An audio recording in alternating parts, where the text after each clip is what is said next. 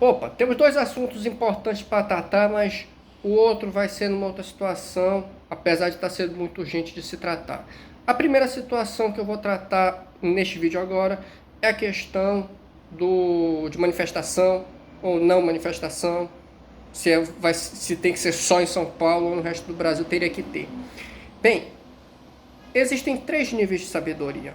Três. Existe o sábio, existe aquele nível mediano, ou seja, o medíocre, e existe o tolo. O sábio é aquele que vê a outra pessoa se lascando e para e não faz aquilo que a outra pessoa está fazendo, porque já está vendo que a pessoa se lascou ou até mesmo está antevendo que essa pessoa vai se lascar. Existe o mediano, que é aquele que erra, chega até a errar, mas percebe, não, opa, tô errando, as consequências não estão sendo boas, eu vou parar aqui, não vou fazer mais porque a consequência não está sendo boa. E existe o tolo, que é aquele que faz, não vê que as consequências estão sendo as piores e continua fazendo e acha que vai ter resultado diferente, por aí vai. Aquela velha história. O tolo é aquele que faz sempre a mesma coisa e espera resultado diferente. É a mesma coisa com relação à manifestação. A galera não percebe ainda que para derrubar a Dilma houve um apoio do establishment, porque o establishment queria que houvesse uma alternância de poder.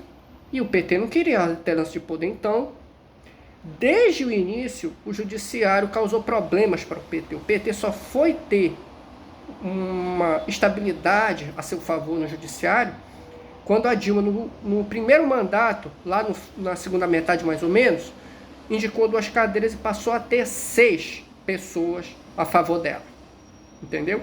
Mas assim, antes, a maior parte do tempo, o judiciário foi mais problema para ela do que o Congresso foi. O PT teve essa pedra no sapato que se chamava judiciário.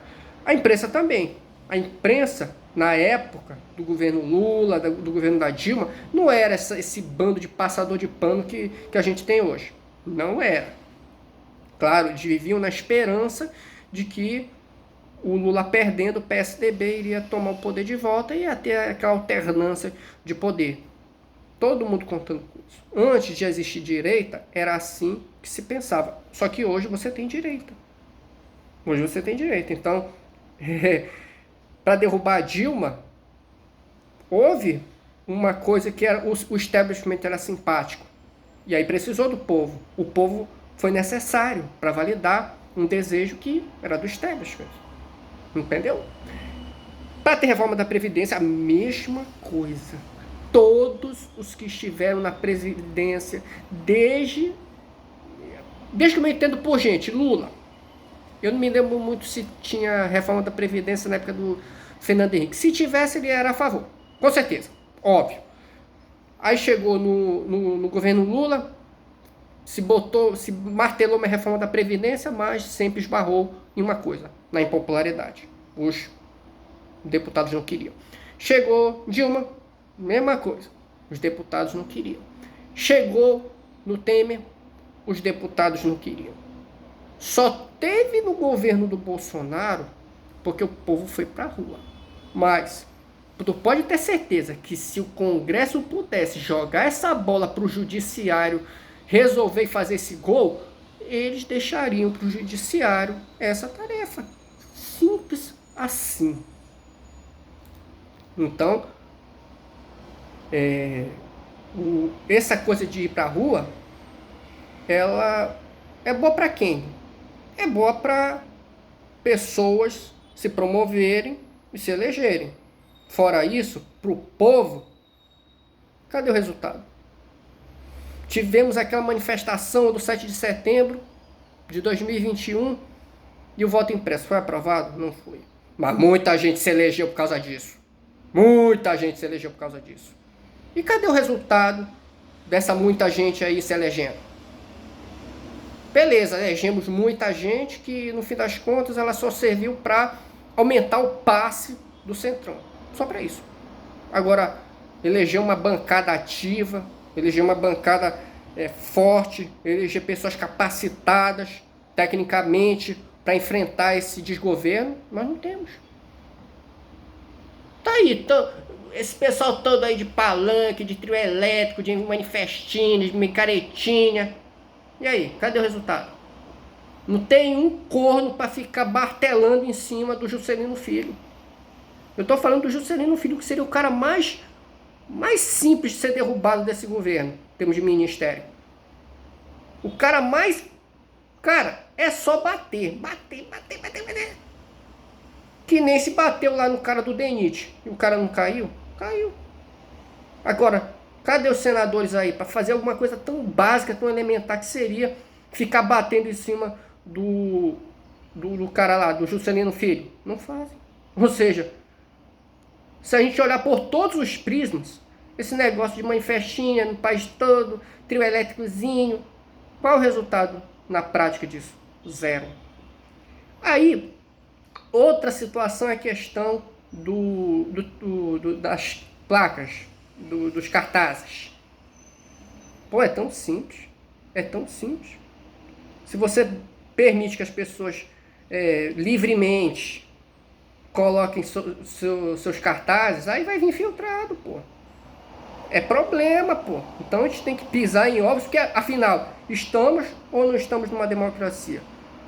Se não estamos numa democracia, então não dá para falar o que se bem entende, não dá para falar o que dá na telha, entendeu? Quando a esquerda esteve numa ditadura, ela falava o que bem entendia? Não, falava mensagem cifrada. Mas a gente aqui quer falar como se fosse a gente quer falar aqui como se estivesse na televisão brasileira dos anos 80, 90, que valia tudo. Nós não estamos nessa situação do vale tudo, entendeu? Nós não estamos como se estivesse na época do latininho, na época do sushi erótico. Ei, irmão, não estamos não é qualquer coisa que é permitida fazer não, pô. Não dá não. Então, vamos pisar em ovos. Escolher uma prioridade, que nem a esquerda escolheu o Lula livre. E não somos capazes de escolher essa como prioridade. Não somos capazes. A primeira prioridade deveria ser essa. Aí abaixo tem a questão do impeachment do Alexandre de Moraes. Que espero que consigamos, mas, cara, tá difícil. Tá difícil. Entendeu? Talvez agora, com essas mensagens aí que foram vazadas, ou seja, tem player forte por trás disso, entendeu? Então, a gente tá com meio caminho andado para conseguir muita coisa. Mas a gente não pode pisar fora do caco, que nem na época do quartel se pisou. Caiu sim Oswaldo Eustáquio, né?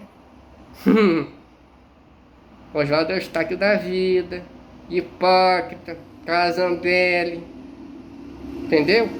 Aquele outro lá que era ex-MST, bando de corno falando, vamos sair do quartel, aí o resultado. E eu não tô nem falando de Ana Priscila, eu tô falando desses aí, que ficaram só jogando veneno na cabeça das pessoas. Aí você vai ouvir ex-Big Brother? Ex-Big Brother? Escuta, ex-Big Brother. Escuta esse corno aí que acha que houve interferência da Polícia Federal para não prender o Fábio Bolsonaro. Tu vai dar ouvido pra esse filho de uma égua? Vai. Depois não reclama do resultado. Porque é aquilo que eu falei. Burro é aquele que erra, comete o mesmo erro e espera resultado diferente. Você quer fazer manifestaçãozinha no Brasil inteiro, onde não há o mínimo controle de filtrado, onde não tem um Tarcísio com polícia civil e polícia militar sob o seu guarda-chuva? Você vai para um estado que é um preposto do Camilo Santana, comandando polícia civil e polícia militar? Você quer ir fazer isso no estado que quem manda é Eduardo Leite? Você quer ir fazer isso no estado que quem manda é Helder Barbalho? Vai. A melhor coisa que pode acontecer, sabe qual? Os organizadores ganharem mídia, serem eleitos vereadores. Ah, grande coisa. É necessário? É. Mas por aí a gente tira o nível de oportunismo desse pessoal aí que está querendo fazer esse tipo de coisa. E eu até recomendo que quem está se coçando para esse tipo de coisa, você repense se você está querendo votar nesse tipo de pessoa. Porque isso é uma bela de uma bandeira vermelha, sinceramente. Então, entenda o poder do fique em casa. Porque o establishment, ele não fez a pandemia por fazer, não. Planejou muito bem. E o fique em casa é uma excelente forma de se desestabilizar um governo, como a gente viu. Até o Netanyahu caiu, cara, por causa desse negócio de fique em casa. Governos de direita, governos de esquerda caíram. Outros tiveram problemas, se desestabilizaram, puderam até se ficar no poder, mas enfrentaram problemas por causa do fique em casa. Porque afetou a economia. Porque o ser humano é um ser social, imagina ficar em casa. É um problema. É um problema para a economia, é um problema para muita coisa, é um problema para a psique humana. Entendeu? Olha o problema que ficou para a psique dos militares ter ocorrido um fique em casa ano passado. É um problema, bicho. Entendeu? É um problema. É mais problema do que 7 de setembro de 2021. É muito mais efetivo um fique em casa. Não só fique em casa, mas várias estratégias que estão na literatura do Gene Sharp. Tem que ir atrás. É literatura, tem que ir atrás. É muito melhor do que simplesmente seguir o que o establishment quer que você faça apenas para eleger outros que vão apenas aumentar o passe de deputados, de vereadores do establishment. Agora, resultado efetivo para o povo, que é bom, nada. Agora, se você quer, vá em frente. Mas não foi falta de aviso.